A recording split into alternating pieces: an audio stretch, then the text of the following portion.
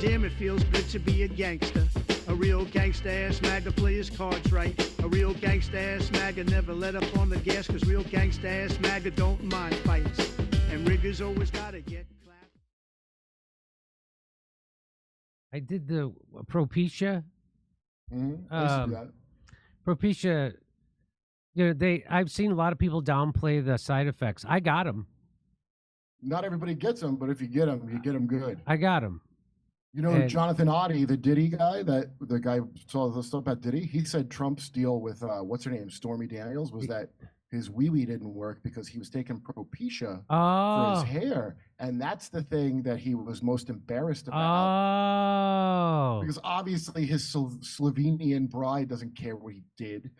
But according to the guy that they got caught in that, who said a lot of things are trying to be real. Very interesting. Why wouldn't he just take one of those boner pills? Don't those work well? He doesn't take drugs because of his brother, you know? But he takes Propecia. That's a drug. Well, but they don't get you high. I mean, Propecia, but get you low, it sounds like. boner pills don't get you high. They're originally for your heart. I have no clue, honestly. It's all very strange to me, but you so know. I put that Topic spray in. It fills it. It makes your hair look way thicker than it is. Yeah, I did but that my for hair's, TV. They would do it. Yeah, on TV. That's where I learned it. But my hair's getting so thin that now you're able to see the Topic on my scalp. It's like what? So I have to keep my hair short on top. Anyway, I wouldn't even bother with it. Or you want to grow your hair long? Like I don't even know why I give a shit. I don't know why. I mean, talk about having a good run of hair. I think because it's my last defense against feeling as old as I am. Kathy Ladman has so many funny jokes about getting older. I saw her at the Comedy Magic Club. I heard she did, who's the guy with the Tonight Show now? What's his name? Not Jimmy Kimmel. Fallon? No, Fallon. She did Fallon recently. Oh, no kidding. I remember when she's 68. I remember 28 years ago, she went up in Los Angeles at the Improv at an Omnipop industry showcase. And she said, you know, I recently turned 40. And the place applauded for her. Oh, what courage to say it. She's just going to say it at an industry showcase. Look, she's 40. Now she's 68. Well, I mean, in she terms of the looks industry, pretty, that probably is like the bravest. That was brave, actually. I know, it's funny. In the circumstances, it probably is. Yes. In Hollywood, dudes lie about their age. I know men that don't want to. I go, how old are you? They don't want to say. I'm like, are you kidding? Are you a man? Oh, you know, I wanted to do. They found out those guys who did that. The I'm a man for Kamala Harris. I eat carburetors for breakfast. They found out who wrote that. It was a Jimmy Kimmel writer wrote it. I'm guessing he probably directed it too. I don't know. And all those guys, of course, were actors. They completely looked like actors. We all knew they were actors. No, because men they were talking the way gay men think macho alpha males talk. Yeah, that's how they talk. It came off smacked as that's what it's smacked. And one of them actually does gay porn. The black guy in that actually has done gay porn. Oh, he has a very close relationship with the Obamas as well. Yeah, yeah. I wonder if he's going to do some naked paddleboarding. He knows what kind of donuts he likes. The weirdest thing about that, I can understand some hack writer from Kimmel, because I'm sure Kimmel has cleared out anybody that was any good at it, or they quit on their own accord. I knew people that, you know, he's been around for years, so I knew people that wrote for him. They're not there no more. I don't know who's there now, but I can see that guy doing that. What I don't get is why CNN was promoting it as if he did a great job, and it was like an ad that was changing. And I'd like to apologize to that Bud Light lady, because she was way more in touch and her thing was way more successful. Okay? Shane Gillis is promoting Bud Light now. That's how that ended up. You think Kamala Harris is going to win from that? No. Shane Gillis has a contract with Bud Light? He's on all their commercials. All the dudes from Tires are on it. He loves Bud Light. All the dudes from what? Tires, Shane show. Oh, he's got a show called Tires? Yeah, it's a good show. I don't know shit. Great. I'm so out of touch. I don't know anything. That show Tires, if you want to watch a show, that's actually a great goddamn show. Really fun, really funny dude. And How come you're not on it? Who's on it? I don't know. I don't care now that you said how come Andrew I'm not Schultz on it. is Now on I'm it? just thinking about why I'm not on it. Why aren't you on it? Well, that's a great question. Well, I'm too busy.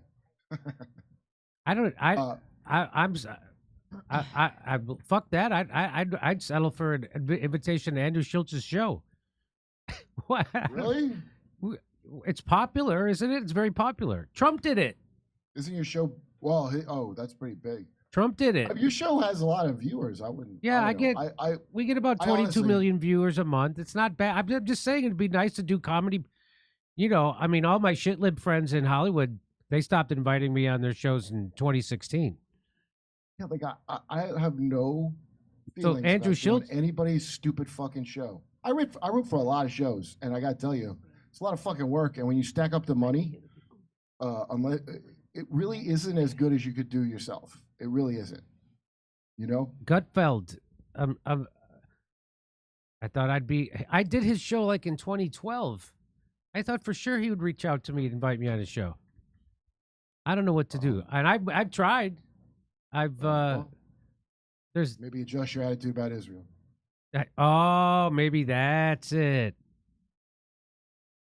Maybe that's it. Well, what? I mean, wouldn't they want Fox News? Wouldn't they want to bring me on so they could pillory me over Israel, no, Gaza? No. Call me a Hamas supporter and shit like that. He's not going to do that. It's still platforming. Listen, Israel's in a fight for its life, Jimmy. You saw Michael Rappaport. I had somebody. I did. I had somebody. I was doing Primo Radical show, and he asked me, you know, Jimmy, would you have someone on? Would you? Is there anybody you wouldn't interview? Like, I guess Jake Shields interviewed that Nick Fuentes guy.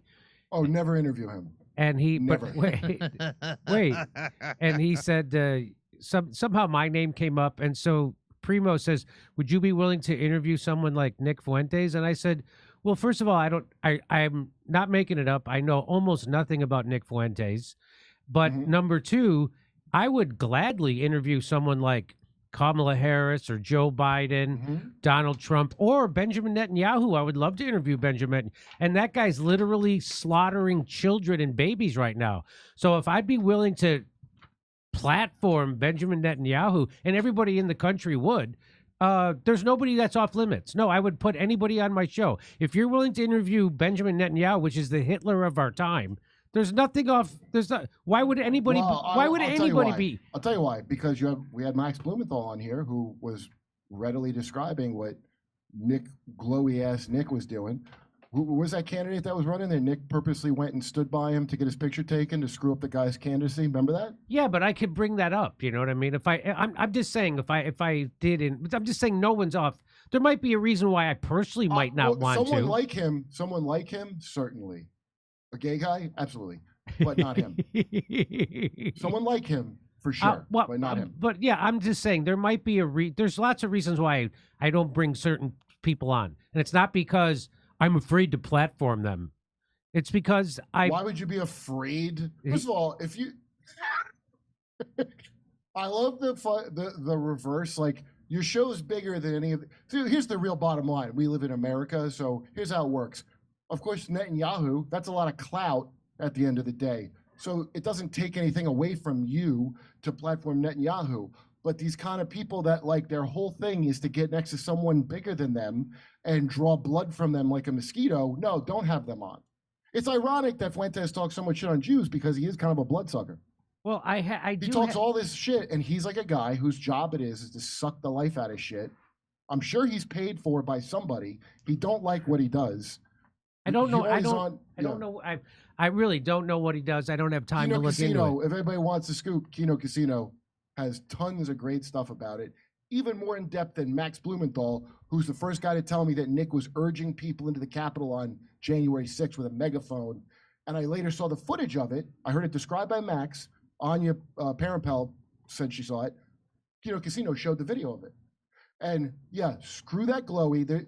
Having him on is like having a purposeful agent on who wants to like has no good intentions. It's not to hear their ideas. They're an agitator that's on purpose. Who was that guy, Ray Epps, right? I would have Ray Epps on. Wouldn't you like to interview Ray Epps? Yes, I would. I would. But to my knowledge, Ray Epps was not covering up for pedophiles in his organization. Okay.